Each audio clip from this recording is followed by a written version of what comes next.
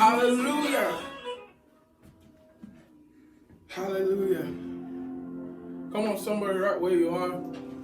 Lift up your hands and give God praise. Come on, lift up your hands. Lift up your hands, your beautiful hands in the presence of God. And thank Him. Give Him praise. Give Him all the adoration.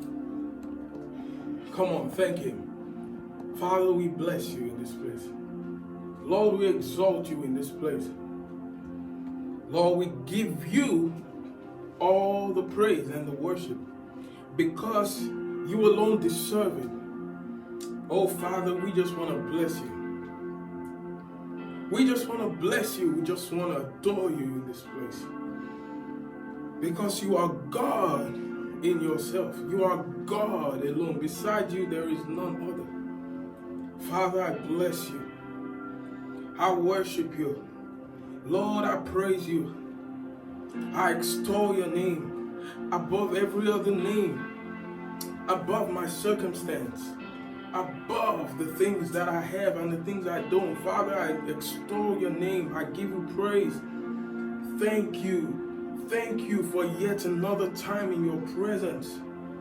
Thank you because this is another time where you call, where you assemble your children in order to bless them, in order to speak to them, in order to show them and reveal unto them deep things which are only found in you. Father, oh God, we give you praise and thanksgiving for the move of your Spirit in our lives. Thank you for the week just concluded. Thank you for another week. Lord, we give you praise. Thank you, Lord. In Jesus' name. Hallelujah. Good morning to you, everybody. Happy Sunday to you. I bring to you God's blessings. I bring to you the blessing of the Lord. I bring to you the peace of the Lord. And above all, I bring to you the joy of the Lord. Thank you for allowing us into your homes today. A beautiful day. The Bible says in the presence of God there is fullness of joy, and at His right hand there are pleasures evermore.